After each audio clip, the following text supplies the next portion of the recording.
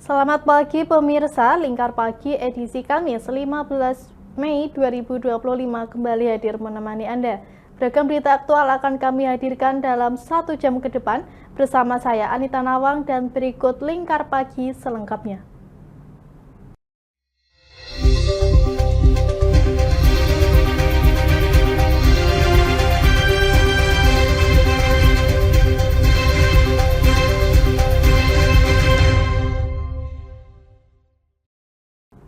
Pohon terbesi yang telah berumur ratusan tahun di Kabupaten Blora tumbang akibat diterjang puting beliung. Akibatnya bangunan PAUD, TK Pertiwi, dan eks-kantor PDAM rusak tertimpa pohon tersebut.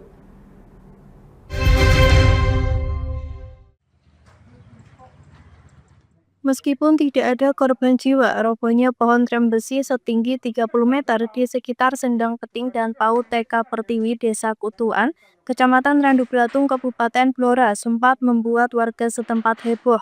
Diperkirakan pohon trem besi yang ambruk ini merupakan pohon tertua yang ada di desa tersebut. Akibat kejadian ini, kegiatan belajar mengajar di TK Pertiwi terpaksa diliburkan akibat bangunan sekolah miring dan hampir roboh terkena akar pohon yang terangkat ke atas. Saat ini warga bersama perangkat setempat sedang berusaha mengevakuasi badan pohon yang menimpa eks-kantor PDAM. Rencananya bangkai pohon atau kayunya akan dimanfaatkan oleh warga.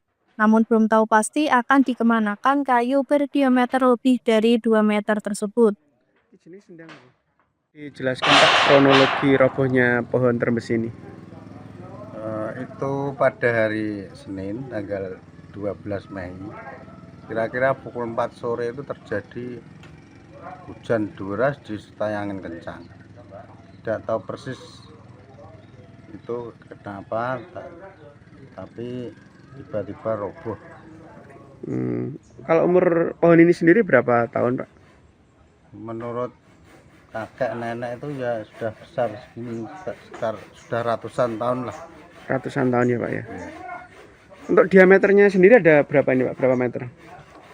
Kira-kira 2 meter lebih. Ya. 2 meter lebih. Diameter. Oke. Terus rencananya pohon ini mau dikemanakan, Pak? Ini nanti dimusyawarahkan sesepuh desa bersama perangkat. Jadi nanti dimusyawarahkan terlebih dahulu. Tidak ada korban jiwa ya, Pak? Enggak ada. Terus itu kalau akarnya mengenai apa, Pak? TK apa, Pak? Oh, asalnya itu terkena TK Pertiwi 1 Desa Kutuan.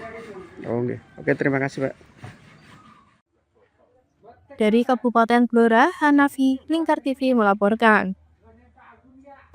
Hujan deras yang mengguyur kota Semarang semalaman mengakibatkan sebuah talut rumah warga di Kelurahan Bongsari di Kecamatan Semarang Barat longsor.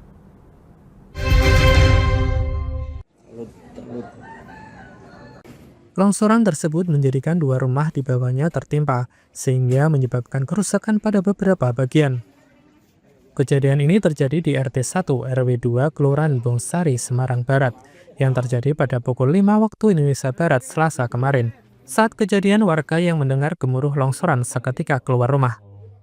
Saat ini kondisi longsoran telah ditangani oleh BPBD Kota Semarang serta para relawan. Ika Ratna Ningtyas, pemilik talut rumah yang longsor, mengaku mendengar suara gemuruh longsoran yang ternyata berasal dari talut rumahnya. Gemuruh gitu terus kalau udah bangun semua terus aku kaget lihat keluar udah longsor kayak gitu. Itu suasana hujan atau bagaimana, Bu? Udah nggak hujan, malamnya yang hujan dari jam 8 tuh itu sampai malamnya hujan terus deras nggak berhenti. Itu talutnya itu memang udah layak diperbaiki atau udah tidak layak atau gimana? Nggak tahu sih Mas, ini kan rumah suami nih. Yang tahu kan suami, yang nggak tahu masalah kayak gitu. Ini karena hujan itu toh, nah air terus mungkin longsor. Itu menimpa berapa rumah, Bu? 2 rumah, rumahnya Pak Edi sama Pak Lasto. Terus dengan ini khawatir atau gimana, Bu? Apa? Khawatir ya, Bu? Iya khawatir kalau longsor lagi kan masih kayak hujan gitu nanti malam. Ngungsi lah nanti malam. Iya. Rencana mau ngungsi kemana, Bu? Ke rumah ibu. Oh ya. Iya. Tapi baru kali ini atau sebelumnya? Kali ini. Baru kali ini aja. Iya. Sedangkan Edi Wahono, salah satu warga pemilik rumah yang terkena longsoran, mengaku kaget lantaran atap rumahnya terkena longsoran talut milik tetangganya. Ini semoga saya akan sangat khawatir atas kejadian ini. Semoga apa yang dikerjakan BPBD ini bisa menjadi saya was-wasnya hilang. Ini menimpa rumah Bapak bagian mana nih Pak? Menimpa rumah 2 kamar sama 1 rumah kamar mandi. Waktu kejadian Bapak di mana Pak? Dan Masih tidur ya, ada suara gemuruh itu baru terbangun, terus melihat ternyata atas dari rumah saya longsor menimpa ke rumah saya. alhamdulillah nggak apa-apa ya Pak? Nggak ada korban jiwa? Korban jiwa tidak ada nihil, cuma ya material aja lah ya. Pada jebol. Cuma khawatir lagi pula sudah. Nah ini khawatir lagi kalau ada susulan longsor kesusulan ini yang menjadikan saya was-was. Semoga yang dari BPBD ini bisa menghilangkan was-was saya. Kalau rumahnya pas kondisi pas tadi malam itu yang di kamar itu siapa Pak? Saya sama ibu. Oh, tapi Dalila nggak kena aja? Ya alhamdulillah sih tidak sampai lah, cuma ya nek khawatir aja lah kaget Ya. kayak opo ngono kayak kok Suaranya serem nggak? begitu. Iya. Ya gitu aja. Petugas BPBD Kota Semarang Hadi Mulyono menyatakan bahwa saat ini dilakukan penanganan sementara untuk mencegah longsoran susulan. Dari BPBD Kota Semarang seperti apa dan upaya apa yang dilakukan? Untuk kasus tanah longsor di Bongsari, dari BPD penanganan awal dipasang terpal dulu untuk mengurangi resiko yang bertambah parah lagi. Nanti untuk selanjutnya dari kantor ada tim survei lagi untuk menghitung berapa kerugiannya dari warga itu sendiri. Kalau dilihat situasinya seperti apa Pak? Longsor itu penyebabnya atau bagaimana Pak? Atau Ini bangunannya emang udah lama? Ini tadi dicek permasalahannya di saluran air belakang rumah, dan itu ternyata ada saluran yang tidak sesuai dengan sebenarnya, jadi itu meresap ke dalam tanah yang di dalam rumah.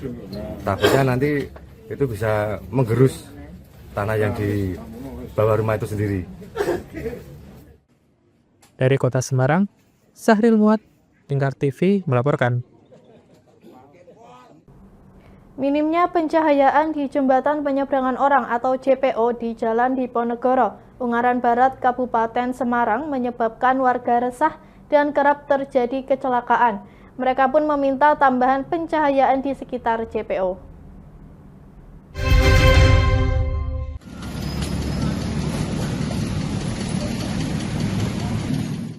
Jembatan penyeberangan orang atau JPO yang berada di Jalan Diponegoro, Ungaran Barat, Kabupaten Semarang, atau tepatnya di Jalan Utama Semarang Solo, menjadi lokasi rawan terjadinya kecelakaan. Tak pelak, JPO itu menjadi langganan sasaran tertabrak pengendara yang mengalami kecelakaan. Hal itu menyebabkan warga setempat merasa tidak nyaman dan selalu was-was. Terlebih, JPO tersebut berada persis di depan Gereja Katolik Kristus Raja di Ungaran. Minimnya rambu lalu lintas dan penerangan jalan disebut-sebut warga menjadi faktor utama kerapnya terjadi kecelakaan di sekitar JPO. Meski diakui warga, faktor kecerobohan pengendara kendaraan juga menjadi faktor lain terjadinya kecelakaan. Selain itu, karena posisi tiang penyangga tangga JPO yang ada di bahu jalan juga disebut warga menjadi faktor lainnya penyebab terjadinya kecelakaan. 1 meter ya lebih ya? Ya. Yang kurang mungkin rambu-rambu juga.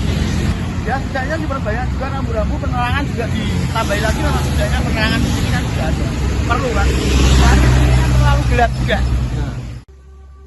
Warga berharap pihak Pemkab Semarang bisa menambah rambu-rambu lalu lintas, termasuknya penerangan jalan di sekitar JPO tersebut. Dari Kabupaten Semarang, Hesti Imaniar, Lingkar TV melaporkan. Puluhan masyarakat Dukuh Guo, Desa Gadingrejo, Kecamatan Juwana, Kabupaten Pati menggelar doa bersama agar pembangunan pabrik cor beton yang berdiri di dekat pemukiman warga dihentikan.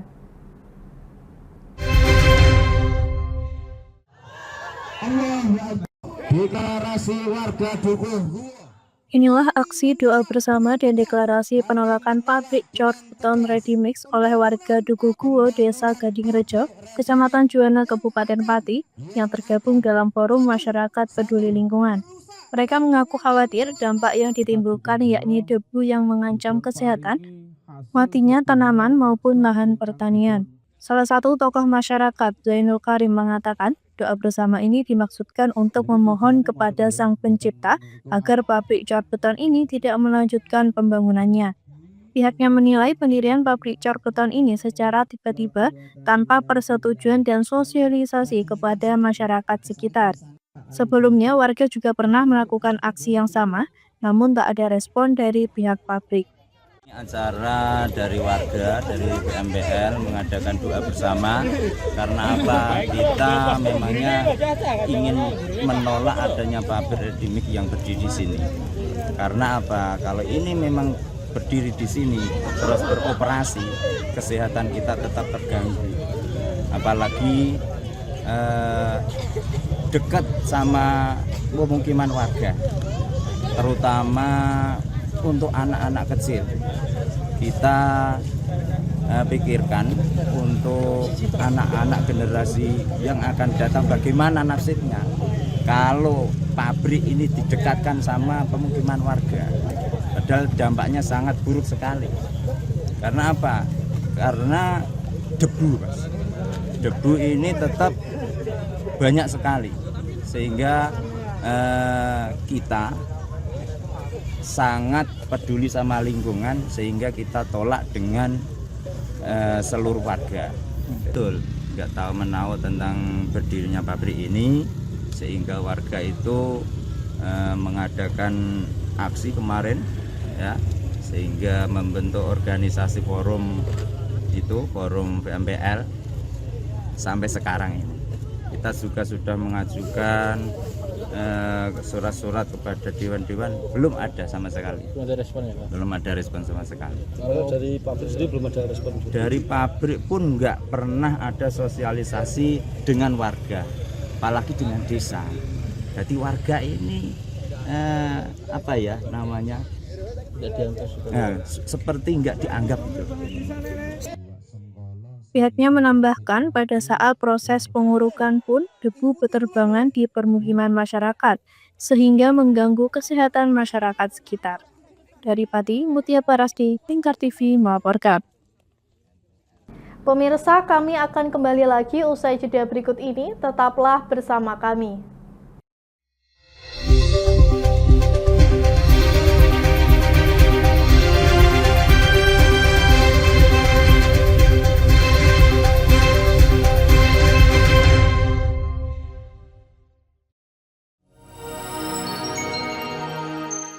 Selain si retinol ini, kalau gitu ngomongin retinol, apa sih dok sebenarnya retinol itu? Bagus nih programnya. Yang saat ini ya kayaknya sudah beberapa tahun yang Wah, boleh banget nih ditonton setiap hari. Meanwhile,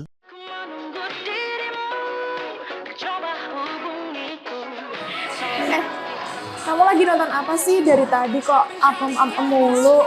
Ini loh lagi nonton program Cantik Sehat di Lingkar TV. Bagus banget nih programnya. Oh, ada ya program kayak gitu? Ada loh di programnya di Lingkar TV. Kamu udah tahu kan Lingkar TV? Belum. Kan belum tahu Lingkar TV.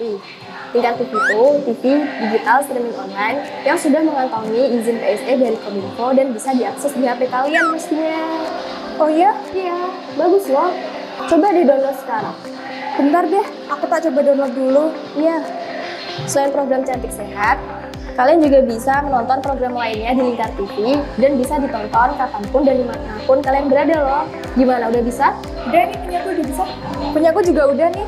Wah ya, bagus dong kalau udah download semuanya. Tunggu apa lagi? Sekarang giliran kamu download aplikasi Lingkar TV di Play Store.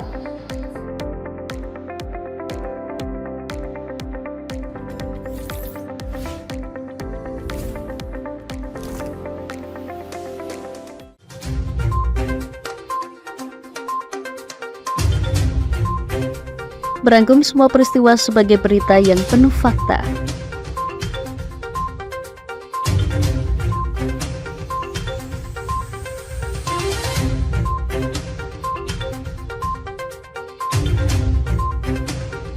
Saksikan Jateng hari ini setiap Senin hingga Sabtu hanya di Lingkar TV.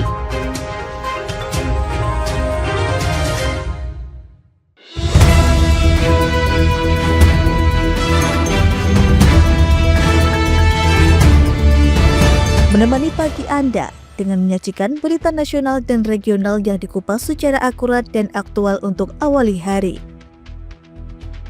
Dalam Lingkar Pagi, setiap Senin hingga Sabtu jam 8 pagi hanya di Lingkar TV.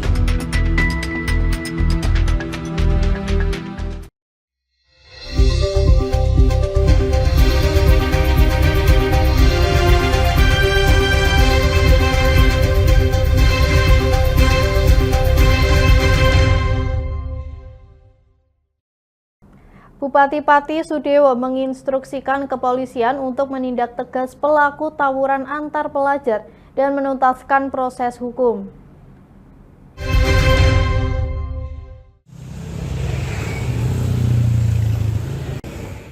Bupati Pati Sudewo meminta aparat penegak hukum tegas dalam menindak pelaku tawuran antar pelajar yang menyebabkan siswa SMK Negeri 2 Pati, Bagus Andika, meninggal dunia.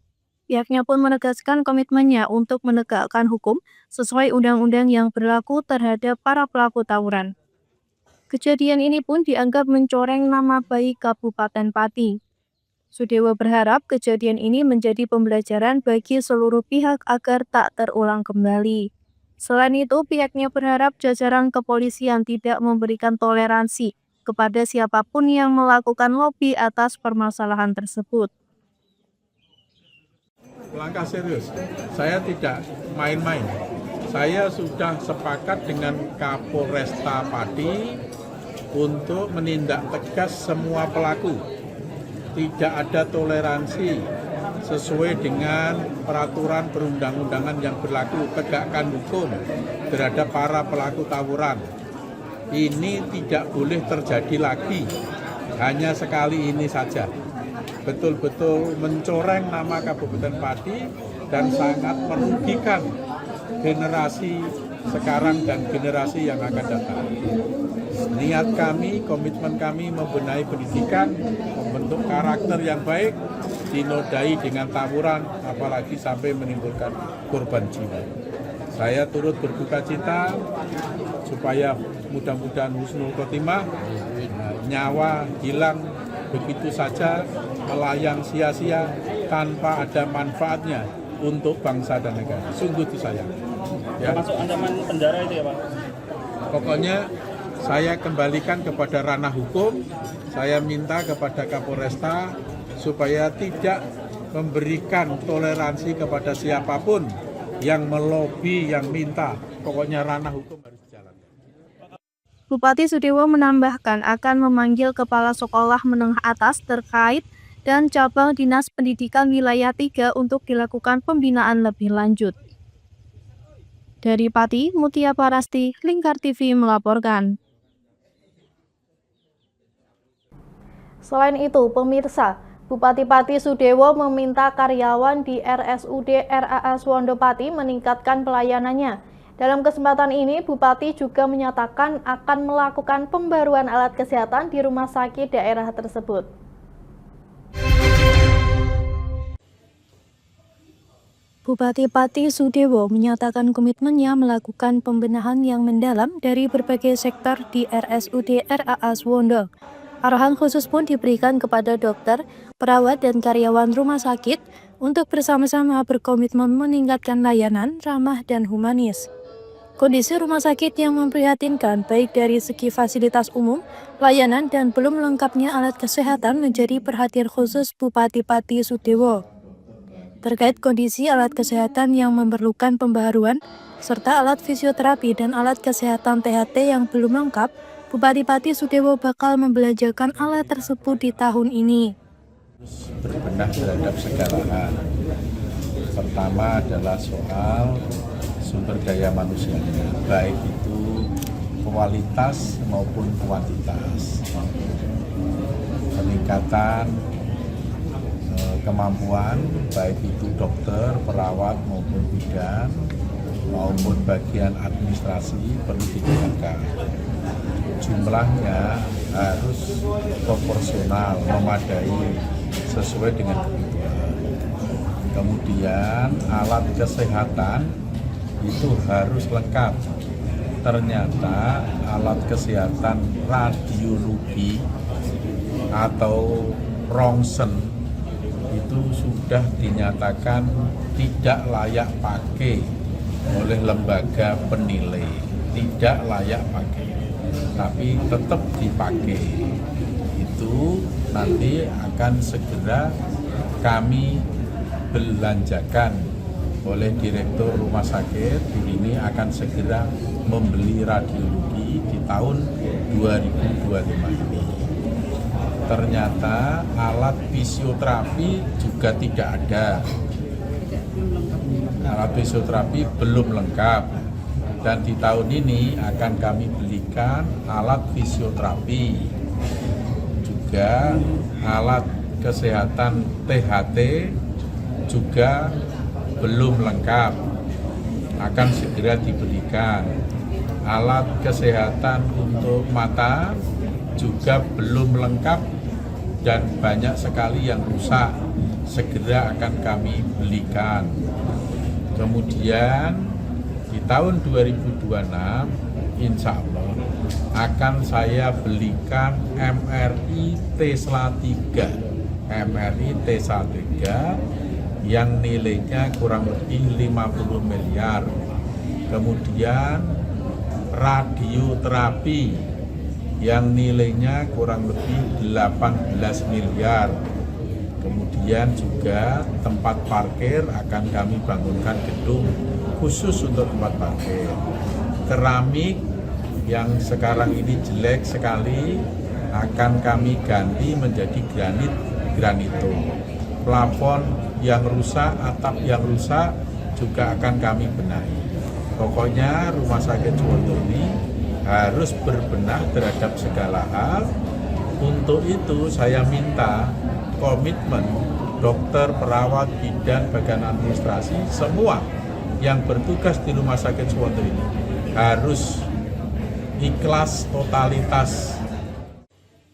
Pihaknya menambahkan bakal membelanjakan alat kesehatan MRI Tesla 1 senilai 50 miliar rupiah, radioterapi senilai 18 miliar rupiah pada tahun 2026, sehingga pelayanan dapat semakin lengkap. Dari Pati, Mutia Parasti, Lingkar TV melaporkan. Anggota DPRD Rembang Puji Santoso mengkritisi Dinas Pemberdayaan Masyarakat dan Desa atau Dinpermades terkait pengadaan tenaga kerja yang dinilai tidak sesuai dengan kebutuhan.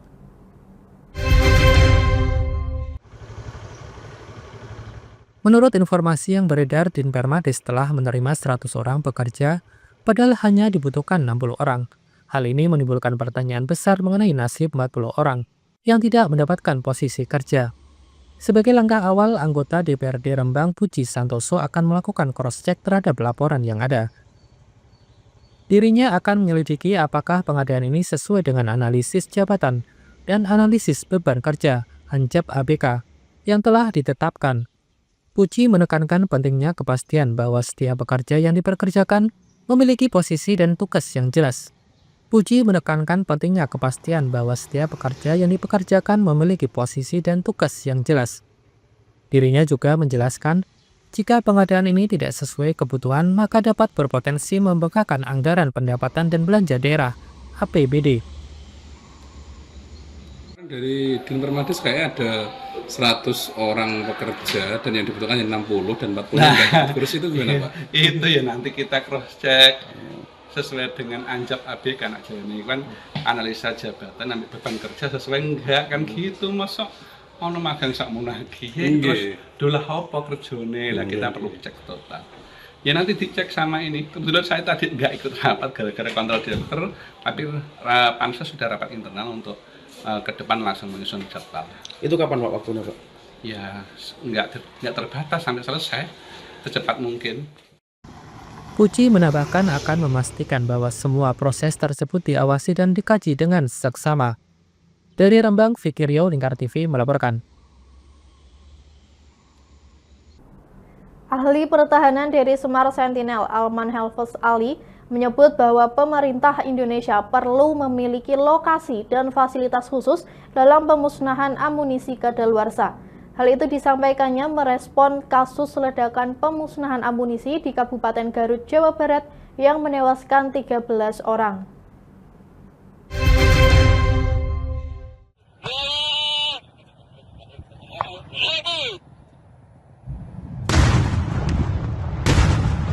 Ahli Pertahanan dari Semar Sentinel, Alman Helfus Ali, menyayangkan kejadian ledakan amunisi kadaluarsa di Desa Sagara, Kecamatan Cibalong, Kabupaten Garut, Jawa Barat, pada Senin pagi 12 Maret 2025.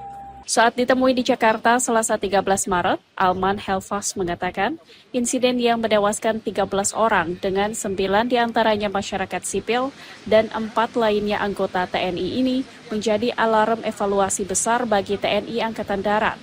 Menurutnya pemerintah harus memiliki tempat dan fasilitas khusus dalam pemusnahan amunisi bekas. Selain itu, pengawasan dalam prosesnya penting dijaga dengan ketat sehingga tak ada warga yang bisa mendekat atau bahkan masuk ke area peledakan. Mereka melakukan kegiatan pemusnahan amunisi, meminjam fasilitas pihak ketiga. Ada baiknya apabila Kementerian Pertahanan, Mabes TNI, dan TNI Angkatan Darat membangun fasilitas pemusnahan amunisi sendiri yang aman, yang berada dalam kompleks militer, sehingga diharapkan tidak akan terjadi lagi kejadian seperti ini di mana ada korban sipil maupun militer yang tidak kita inginkan. Kedepan, pemerintah Indonesia, jelas Alman, perlu memperkuat sistem keamanan dalam peledakan amunisi. Salah satunya dengan menghadirkan robot pendeteksi ledakan seperti yang digunakan Singapura dan banyak negara lain. Alman menambahkan, sebelum para anggota TNI berada di lokasi, robot tersebut dapat digunakan untuk memastikan situasi steril dan aman melalui kamera pemantau yang dapat dimonitor dari jarak jauh.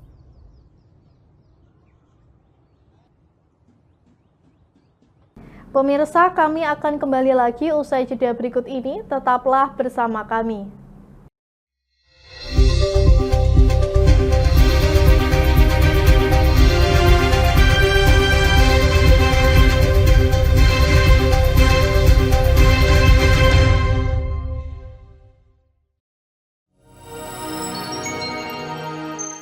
Selain si retinol ini, coach itu ngomongin retinol apa sih dok sebenarnya retinol itu? Bagus nih programnya. Yang saat ini ya kayaknya sudah beberapa tahun. Wah, boleh banget nih ditonton setiap hari. Meanwhile,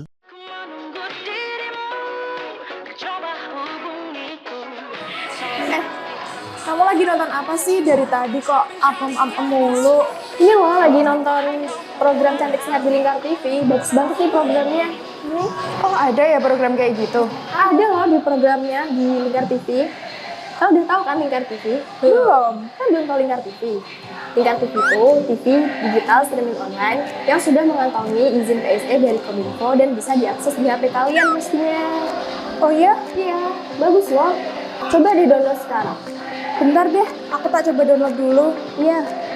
Selain program Cantik Sehat, kalian juga bisa menonton program lainnya di Lingkar TV dan bisa ditonton kapanpun dan dimanapun kalian berada loh. Gimana, udah bisa? Udah nih, punyaku udah bisa. Punyaku juga udah nih. Wah ya, bagus dong kalau udah download semuanya. Tunggu apa lagi? Sekarang giliran kamu download aplikasi Lingkar TV di Play Store.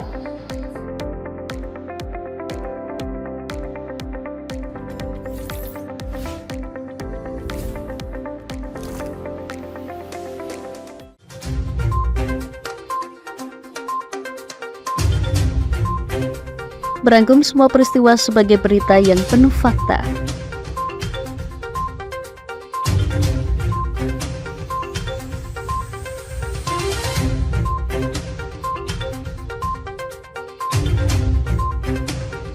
Saksikan Jateng hari ini setiap Senin hingga Sabtu hanya di Lingkar TV.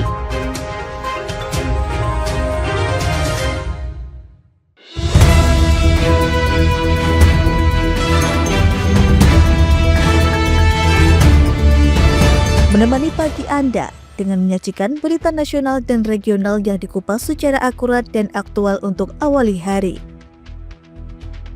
Dalam Lingkar Pagi, setiap Senin hingga Sabtu jam 8 pagi hanya di Lingkar TV.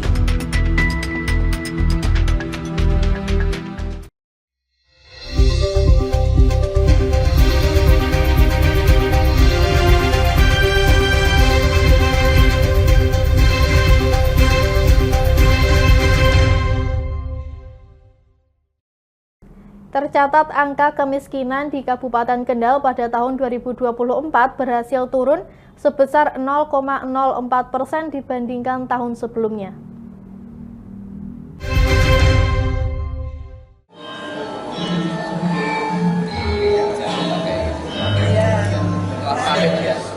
Meskipun angka kemiskinan menurun 0,04%, angka tersebut masih berada di atas rata-rata angka nasional. Hal ini disampaikan Bupati Kendal Diah Kartika Permatasari saat membuka kegiatan musyawarah perencanaan pembangunan Musrenbang dan rencana pembangunan jangka menengah daerah Kabupaten Kendal yang berlangsung di Pendopo Temenggung Bahu Rekso.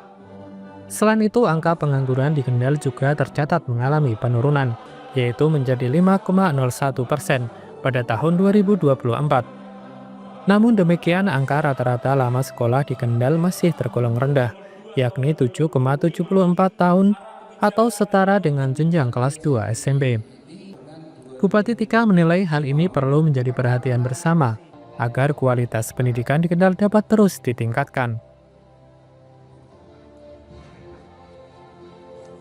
Strategis perencanaan pembangunan 5 tahun ke depan dan salah satu sarana partisipasi masyarakat, akademisi, alim ulama, dan stakeholder lainnya untuk berkolaborasi membangun Kabupaten Kendal. Untuk itu kami mengharapkan saran dan masukan yang membangun dalam penyusunan RPJMD ini. Hadirin yang berbahagia, Kabupaten Kendal ini merupakan daerah yang mempunyai potensi yang dikenal oleh masyarakat luas. Industri tumbuh semakin pesat, hasil pertanian dan kekayaan laut yang juga melimpah, dan perekonomian Kabupaten Kendal ini terus tumbuh dengan sektor industri pengolahan meliputi 41,70%, kemudian pertanian, kehutanan dan perikanan 18,07%. Ini menjadi kontributor utama. 5% ini masih lebih tinggi dibanding angka kemiskinan nasional. Oleh karena itu kita memang perlu upaya ekstra untuk menurunkannya. Dan tingkat pengangguran terbuka di Kabupaten Kendal ini mengalami penurunan setiap tahun hingga pada tahun 2024 menjadi 5,01%. Hal ini tentunya karena adanya dukungan perluasan lapangan kerja dan pelatihan, siap kerja, serta tentunya kerjasama dengan perusahaan-perusahaan yang ada di Kabupaten Kendal ini. Dan rata-rata lama sekolah tahun 2024 adalah 7,74 tahun, atau ini setara dengan kelas 2 SMP. Tentunya ini menjadi perhatian khusus karena masih jauh dari harapan lama sekolah, yaitu 13 tahun. Kemudian rasio Gini Kabupaten Kendal ini membaik pada tahun 2024 di bawah capaian Provinsi Jawa Tengah, tetapi masih di atas capaian nasional. Tentunya kita harus terus berupaya untuk melakukan perbaikan, tentunya untuk menurunkan rasio Gini supaya ketimpangan pendapatan semakin menurun. Kemudian selanjutnya Kabupaten Kendal yang memiliki 266 desa di 19 kecamatan, ini baru ada struktur untuk menuntaskan isu-isu strategis yang dimaksud tadi. Hadirin yang berbahagia, RPJMD Kabupaten Kendal tahun 2025-2029 ini disusun pada mendasarkan visi bersama membangun Kendal semakin maju, sejahtera, adil, makmur, lestari, dan berkelanjutan. Dalam sesi tanya jawab, perwakilan dari organisasi Muhammadiyah menyoroti rendahnya rata-rata lama sekolah di Kendal, serta kualitas pendidikan yang nilai masih tertinggal. Banyak guru yang ditempatkan di pelosok desa justru mengajukan permintaan pindah ke wilayah kota, sehingga berdampak pada kesinambungan pendidikan di desa. Usulan tersebut disambut positif oleh Pemkab Kendal dan akan menjadi bahan pertimbangan dalam penyusunan kebijakan pendidikan ke depan. Dari Kendal, Jawa Tengah, Wahyudi Lingkar TV melaporkan. Sebanyak 353 jemaah haji asal Kudus yang tergabung dalam kloter 47 diberangkatkan dari pendopo kabupaten setempat Selasa sore. Tercatat ada 1 calon jemaah haji yang masih berstatus pelajar.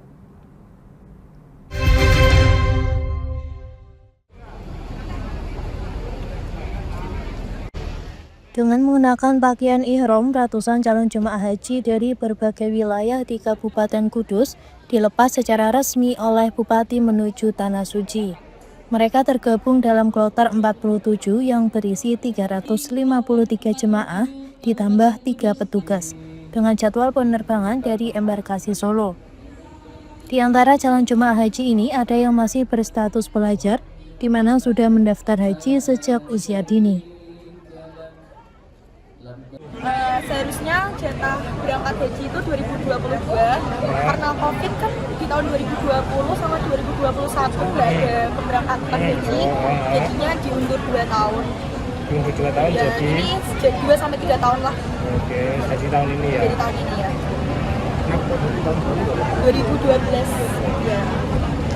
Mulai berkeinginan untuk berhaji itu tahun kapan? Dari Umi sendiri, inisiatif dari orang tua daftarin haji mulai kecil. Oh, daftarin. Ya.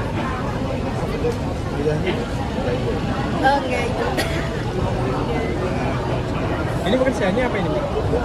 Alhamdulillah masih pelajar. Masih pelajar? Yeah. Apa SMA? Kuliah? Kuliah.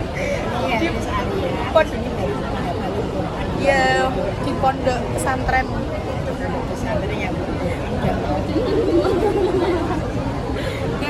Ya udah ya.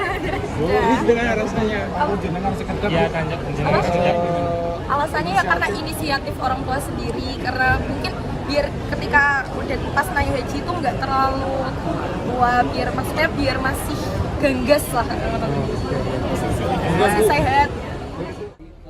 Kepala Kemenak Kudus Suhadi menyebut tahun ini ada 1.416 calon jemaah haji yang berangkat ke Tanah Suci. Ada pergeseran kloter karena penyesuaian dengan aturan dari pemerintah Arab Saudi tentang penanganan jemaah oleh satu perusahaan atau syarikat.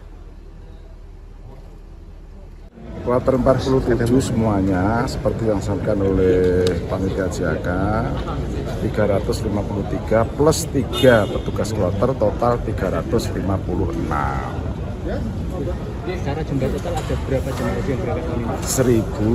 1.416 semuanya. Hanya bergeser saja, kecuali yang 2 tadi. Bergeser itu karena PPIH sudah menyusun kloter sedemikian rapi, tetapi ada pemberitahuan aturan pemerintah Arab Saudi bahwa satu kloter harus satu syarikah. Syarikah itu kalau diindonesiakan ya sejenis PT.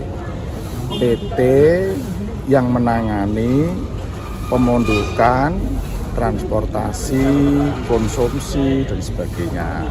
Sehingga satu kloter itu satu syarikah. Nah, karena susunan sudah jadi, kan akhirnya kan ada terjadi perubahan. Yang jelas perubahan itu ada 62. Karena 47 itu sudah rapi, 48 rapi, 49 rapi, akhirnya diambilkan dari kloter 50. Kita kan pertimbangannya kan berbagai segi. Kebetulan KBIHU Ar-Rahman Mabrur itu jumlahnya kan 60. sehingga tambah 2 dari NU kurangan NU sehingga persis 62, sehingga tidak menggeser kloter-kloter yang lain. Itu jelimet sudah lah. Bupati Kudus Samani Intakoris yang melepas langsung para jemaah mengucapkan terima kasih atas peran panitia termasuk bantuan dari pihak swasta. Alhamdulillah jadwal yang kedua kloter 47 jamaah haji Kabupaten Kudus sudah diberangkatkan ya. Dan terima kasih semua pihak yang telah membantu, baik itu panitia JHK yang telah membimbing, mengarahkan dan sebagainya, dan yang kedua dari PT Sukun yang telah memberikan kaos, perlengkapan kaos, sarung, mukena, dan peci. Nah, ini sebuah semangat untuk Kabupaten Kudus. Berangkat Pak, ada yang Pasti full berangkat semuanya. 353. Satu pesawat. Secara total ini ada yang bekerja. Informasinya ada, tapi nanti dari Pak Kemlak yang menjelaskan, katanya ada yang kecelakaan atau saya nggak tahu. Tadi titip pesan apa ini Pak kepada jemaah Pak? Ya pesannya ya jaga kesehatan, minta doanya untuk Kabupaten Kudus, untuk terhindar dari mara bahaya dan Kudus menuju ke sehat, sejahtera, harmoni dan takwa. Pengawalan untuk jemaah risiko tinggi Pak, terlebih di sana kan suasana sudah ada, ya. Dari tim kesehatan juga ada, dari TPHD juga sudah ada. Gitu. Pendamping semuanya ada, lengkap. Pemberangkatan calon jemaah haji ini diharapkan menjadi perjalanan ibadah yang lancar dan mabrur. Pengawalan khusus juga sudah disediakan untuk jemaah risiko tinggi. Dari Kudus, Fatur Rahman, Lingkar TV melaporkan. Sebanyak 55 dapur catering haji tersedia di Mekah untuk melayani jamaah Indonesia sepanjang musim haji tahun 2025. Setiap dapur mampu menyediakan makanan sampai 5.000 porsi. Pewarta Antara Andika Wahyu melaporkan langsung dari salah satu dapur catering yang ada di kota Mekah. Dari 55 dapur yang disediakan, setiap dapur bisa memproduksi antara 3.500 hingga 5.000 porsi dengan menu khas Nusantara. Dapur ini diawasi oleh tenaga ahli dari Indonesia, bahkan juru masak atau chef yang bertugas sekurang-kurangnya 2 orang juga berasal dari Indonesia. Seperti yang dituturkan oleh konsultan tenaga ahli konsumsi PPIH Arab Saudi Agung Ilham saat sejumlah media melakukan peninjauan pada Selasa 13 Mei. Setiap dapur diwajibkan menggunakan chef asli orang Indonesia, minimal 2 orang. Untuk chef yang diwajibkan tentunya sudah harus berpengalaman di bidangnya, kemudian juga harus memiliki lisensi, artinya sudah mempunyai kompetensi di bidang makanan. Untuk memastikan gramasi rasa dan kualitas makanan, serta standar kualitas dan gizi, setiap dapur wajib mengirimkan 2 sampel makanan ke PPIH Dakar Makkah atau petugas penyelenggara ibadah haji Arab Saudi daerah kerja Mekah dan 2 sampel ke Klinik Kesehatan Haji Indonesia KKHI. Untuk bahan-bahan makanan yang digunakan, sengaja didatangkan dari Indonesia dan disamakan untuk semua dapur.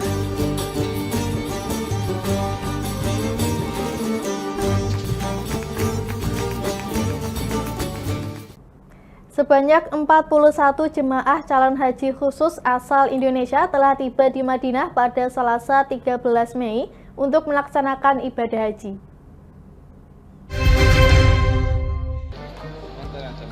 Sebanyak 41 calon haji dari 2 penyelenggara ibadah haji khusus atau PIHK konsorsium mendarat di Madinah, Arab Saudi pada Selasa 13 Mei. Usai menyambut jamaah calon haji khusus, Kepala Daerah Kerja atau Daker Bandara Abdul Basir menjelaskan komitmen panitia penyelenggara ibadah haji atau PPIH Arab Saudi untuk mengawasi secara ketat seluruh layanan yang dilaksanakan oleh penyelenggara ibadah haji khusus atau PIHK. Inilah prinsip dasar yang membedakan antara haji khusus dan haji reguler.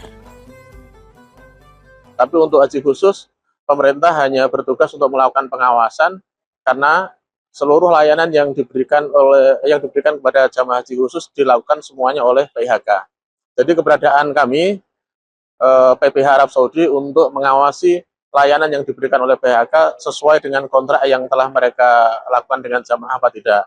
Nanti Pak Anwar ini Pak Kabid PIHK, Pak Misbah kasih pengawasan PIHK, nanti yang mereka akan memastikan. Perbedaan lain antara haji reguler dan khusus adalah berhubungan dengan layanan akomodasi serta waktu tunggu berangkat. Terkait akomodasi, jamaah calon haji akan menginap di Hotel Bintang 5 hingga pelaksanaan haji usai. Sementara itu untuk waktu tunggu berkisar 3 hingga 8 tahun saja. Adapun waktu total plus perjalanan dari dan kembali ke tanah air selama 33 hari. Fasilitas mumpuni yang didapat para jamaah calon haji khusus ini wajar, karena mereka harus mengeluarkan dana berlipat dari haji reguler, mencapai $15.000 Amerika Serikat atau lebih dari 240 juta rupiah. Pemirsa, kami akan kembali lagi usai jeda berikut ini, tetaplah bersama kami.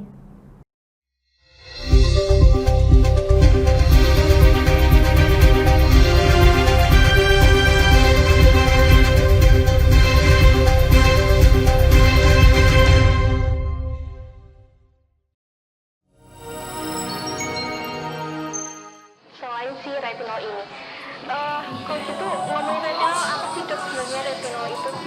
Bagus sih programnya. Yang saat ini ya kayaknya sudah beberapa tahun yang Wah, boleh banget nih ditonton setiap hari. Meanwhile,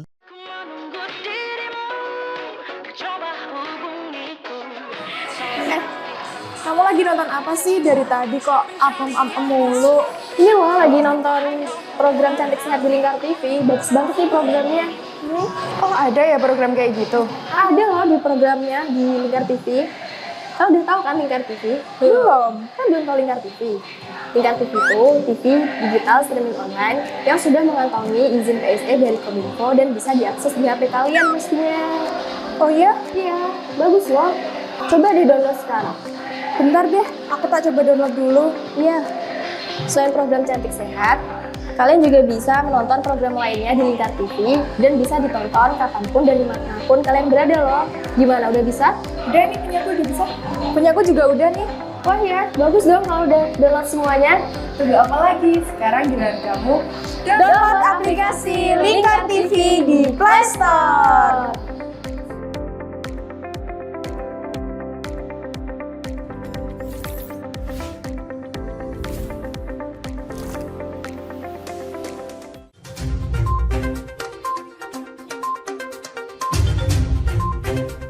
Berangkum semua peristiwa sebagai berita yang penuh fakta.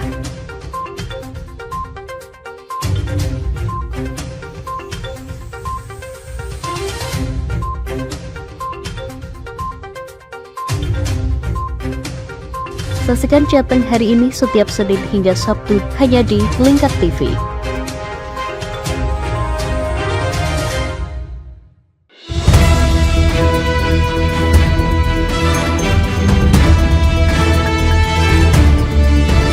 Menemani pagi Anda dengan menyajikan berita nasional dan regional yang dikupas secara akurat dan aktual untuk awali hari. Dalam Lingkar Pagi, setiap Senin hingga Sabtu jam 8 pagi hanya di Lingkar TV.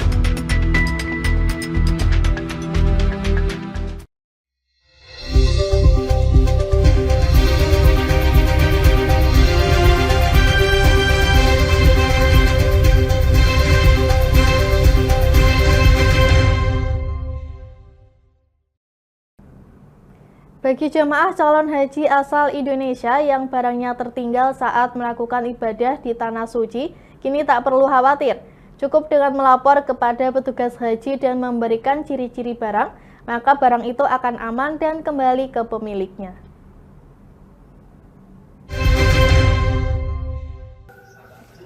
Jemaah calon haji Indonesia secara bertahap terus bergerak dari Madinah menuju kota Makkah. Karena jumlah jamaah yang banyak dengan jadwal keberangkatan yang padat, tak jarang para jamaah terburu-buru sehingga seringkali tak sengaja meninggalkan sejumlah barang. Kepala Seksi Layanan Transportasi dan Perlindungan Jemaah, Linjam, Daerah Kerja Dakar Madinah M. Slamet usai melakukan pemeriksaan barang-barang tertinggal di unit penginapan para jamaah pada Senin 12 Mei mengatakan, barang yang tertinggal atau tertukar dengan jamaah lain merupakan hal yang umum terjadi.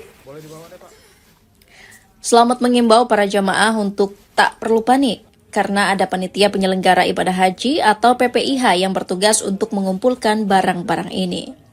Pemilik cukup melapor, memberitahu ciri fisik barang yang tertinggal, lalu petugas di Madinah dan Makkah akan saling berkoordinasi memastikan barang tetap aman sampai ke tangan pemiliknya.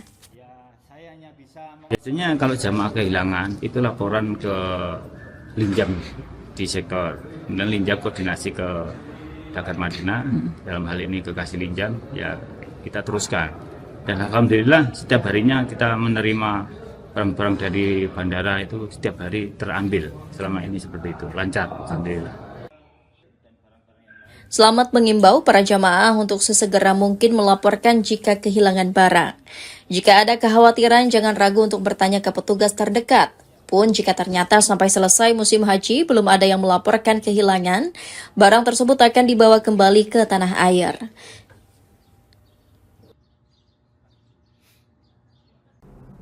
Tradisi penjamasan pusaka keris Kiai Carubuk dan kotak Ontokusumo peninggalan Sunan Kalijaga merupakan salah satu tradisi turun-temurun menjelang perayaan Hari Raya Idul Adha di Kabupaten Demak. Sebelum tiba hari penjamasan, Lembaga Adat Kadilangu terlebih dahulu membuat minyak lisah sepuh untuk media jamas.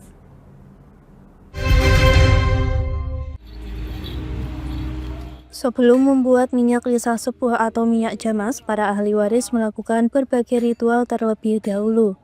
Tak hanya itu, dalam proses pembuatan minyak juga dilakukan dengan sakral, seperti berziarah ke makam Sunan Kalijaga untuk menggelar doa bersama. Setelah itu, bahan-bahan dibawa dengan cara diarak menuju pendopo Yayasan Sunan Kalijaga yang menjadi lokasi pembuatan minyak jamas. Bahan utamanya yakni kelapa yang berjumlah ganjil, yang diambil dengan cara yang tidak sembarangan. Kelapa itu kemudian diparut, santannya dimasak beberapa jam hingga minyak, lalu disaring untuk memisahkan minyak dengan ampasnya. Juru kunci makam Sunan Kalijaga, Raden Edi Mursalin, mengatakan dalam proses pembuatan minyak jamas memiliki banyak syarat dan makna, dan bahan-bahan yang digunakan tidak sembarangan. Tak hanya itu, orang yang terlibat dalam pembuatan minyak jamas juga harus perempuan yang sudah menopause atau perempuan sudah tua dan sudah tidak pernah haid. Pengambilan buah kelapa itu sendiri dia ambil, tidak boleh dijatuhkan. Ini yang pertama. Jadi orang ambil naik buah pohon kelapa, ambil buahnya yang menghadap ke lor kulon. Lor kulon itu menggambarkan kulon itu barat, jadi arah kiblat. Orang yang sudah sepuh itu arahnya ke kiblat, istilahnya seperti itu. Kalau lornya itu menggambarkan orang yang sepuh atau orang yang meninggal dunia ini nanti arahnya kepalanya di sebelah lor. Jadi kita dari dulu mengambil ini leluhur ya, kita hanya meneruskan karena ini sudah menjadi naluri kita. Kelapanya, pohonnya yang mangklung lor kulon.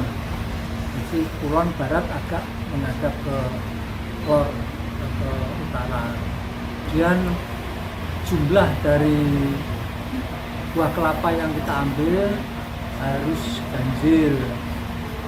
Jadi 7 atau 9 atau 11 atau 13 dan lain sebagainya. Itu menggambarkan satu ganjil itu bilangan yang disukai oleh Allah Subhanahu wa Ta'ala. Kemudian yang membuat memeras minyak kelapa, kemudian yang membuat itu ibu-ibu yang sudah menopause, yang sudah tidak datang bulan lagi, mengandung arti ini yang membuat ini orang-orang sepuh, orang-orang yang suci yang sudah menghadap ke kiblat dan nantinya kalau meninggal diarahkan ke lor kidul sana. Kan ada wadi, waler, ada paugeran yang lain. Yang mestinya ibu-ibu ini ya walaupun 1 atau 2 atau 3 itu ada yang laku puasa. Ketua Lembaga Adat Kadilangu, Raden Agus Supriyanto menuturkan, setelah minyak jamas selesai dibuat oleh Lembaga Adat Kadilangu, kemudian diserahkan kepada Panembahan untuk nantinya dicampur dengan wewangian lain saat digunakan proses penjamasan pusaka Kiai Carubuk dan Kotang Ontokusumo. Tadi minyak jamas gimana? Maksudnya filosofinya apa? Ya, tadi kan saya utarakan bagaimana proses pembuatan minyak jamas telah selesai bersama oleh para ibu-ibu tadi. Ini kan saya selaku ketua lembaga adat bertanggung jawab terhadap adat istiadat ini kami serahkan kepada Pandangan Kajian karena dia nanti akan menjamasi pusaka tersebut. Adat ini sudah mulai sejak kapan? Jadi kita itu dari ratusan tahun yang lalu karena ini kita kan selalu mengikuti daripada leluhur kita, tidak pernah putus. Tiap tahun selalu tuntas kita laksanakan. Nanti minyak itu nanti dicampur dengan cendana, kayu dari, minyak melati, minyak kenono. Itu ciri khasnya seperti itu. Jadi harumnya minyak jamas kita punya ciri khas tersendiri.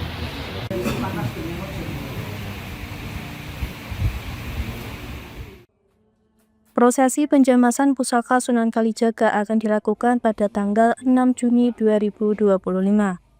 Dari Kabupaten Demak, Burhanuddin Aslam, Lingkar TV melaporkan.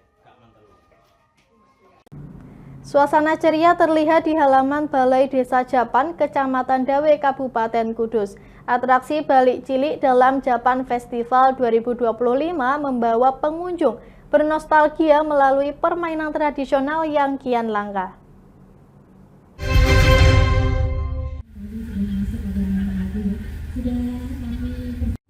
Atraksi Balik Cilik menjadi salah satu dari rangkaian Japan Festival 2025 yang mengusung tema Diversity in Harmony. Festival tahunan ini digelar pemerintah desa Japan untuk mengangkat potensi desa melalui kegiatan seni, budaya, dan pariwisata. Gimana Mbak tanggapannya terkait adanya Balik Cilik di Festival Japan? Tanggapannya antusias sekali karena anak-anak di sini dari yang sukanya main gadget jadi bisa teralihkan dan mulai mengenal apa itu permainan yang ada zaman dulu. Zaman dulu ada jomla, ada bensingan, ada egrang, ada gamanda dan lain-lain. Mungkin sekarang bisa mengenal dan harapannya anak-anak di sini itu tidak melulu bermain gadget dan bisa bermain di alam dan juga sosialisasi dengan anak-anak yang lain. Kalau orang dewasa kan juga ikut ini ya bermain permainan tradisional itu ada semacam nostalgia atau perasaan mengingat masa lalu. Sekali sih seperti kayak yang dengan ini kayak dulu cara mainnya gimana terus sekarang bisa main lagi jadi ada kenangan tersendiri. Tadi main permainan apa saja tuh? Main bensingan sama egrang dan juga ada bagian juga. Jadi Japan Festival ini tahun 2025 ini tentunya pertama dalam rangka ikut memeriahkan sedekah bumi desa Japan.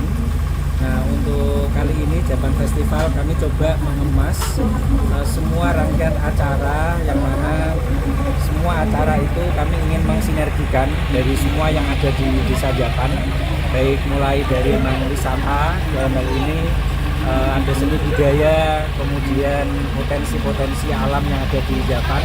Kemudian kami juga tidak lupa menjaga alam melalui konservasi. Jadi ada rangkaian acara terkait dengan sarasihan konservasi alam, kemudian workshop kebencanaan, dan juga sekaligus momentum yang pas kemarin kami launching tari Merdu Bumi Japan. Jadi tari yang menggambarkan kegiatan masyarakat Japan dan wujud syukur masyarakat Japan terhadap apa yang selama ini dianugerahkan oleh Allah Tuhan kepada masyarakat Japan. Pak, kalau balik cilik sendiri itu seperti apa Pak konsepnya Pak? Nah, kami juga di tahun ini kebetulan juga ingin juga menjadikan Japan ini sebagai desa wisata ramah anak. Nah, jadi kami ingin mengangkat kembali permainan-permainan tradisional, bahwa permainan tradisional itu ternyata tidak sebatas permainan yang menyenangkan, tapi ternyata di balik itu ada beberapa warisan-warisan leluhur begitu ya. Jadi bagaimana kita melatih kesabaran, kemudian kedisiplinan, ya, sehingga itu tertuang dalam permainan tradisional yang kita angkat melalui balik cilik. Kalau tadi Pak ada ini ya Pak, kirap, gedang dan pameran Palana Japan. Untuk festival gedangan itu kami ingin mengangkat kembali bahwa Japan itu ternyata tidak hanya kopi, tidak hanya pamelo, tapi juga punya hasil alam berupa pisang yang ternyata sangat melimpah. Nah, ini kami ingin angkat lagi dan juga ingin mewujudkan syukur kami, sehingga tadi kami rangkai acara dengan ada doa bahwa nanti harapannya Japan ini potensi pisangnya semakin melimpah dan juga tentunya nanti kembali kepada potensi ekonomi bagi masyarakat Japan. Japan Festival juga diramaikan pameran potensi desa, Palana Japan 2, pasar UMKM, pertunjukan seni, dan instalasi seni prosesi wiwit kopi yang menjadi simbol rasa syukur masyarakat desa. Melalui atraksi balik cilik dan ragam kegiatan lainnya, Japan Festival tak hanya menyuguhkan hiburan, tapi juga menjadi ruang pelestarian warisan budaya dan pembangunan desa yang berdaya. Dari Kudus, Fatur Rahman, Lingkar TV melaporkan. Kawasan wisata Puncak Bogor tak pernah ada habisnya menyajikan cara untuk memanjakan wisatawan yang ingin menikmati panorama pegunungan dan udaranya yang sejuk. Terbaru kawasan Puncak menghadirkan Tree of Life Enchanting Valley, sebuah wahana setinggi 32 meter yang menawarkan pengalaman berbeda bagi wisatawan.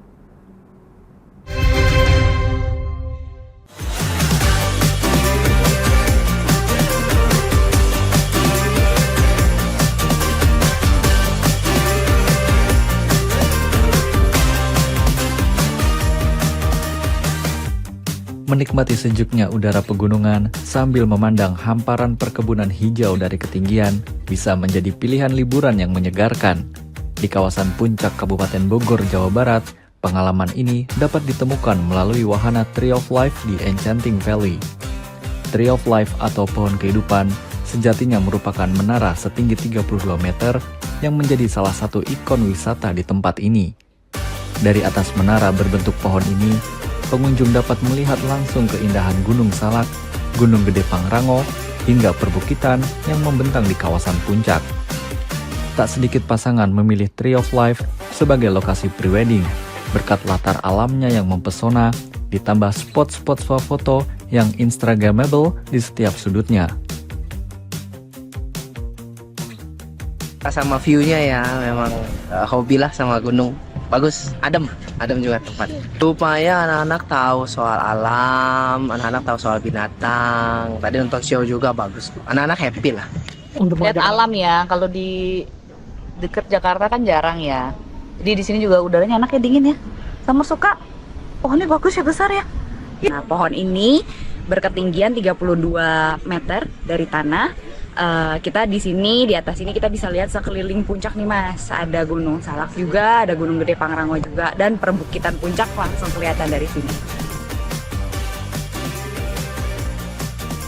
Enchanting Valley buka setiap hari. Pada hari kerja, jam operasional mulai pukul 9 pagi hingga 5 sore. Sedangkan akhir pekan dan hari libur buka hingga pukul 6 sore. Untuk tiket masuk, dipatok seharga Rp135.000, sudah termasuk akses ke Tree of Life serta seluruh wahana lainnya di lokasi wisata ini.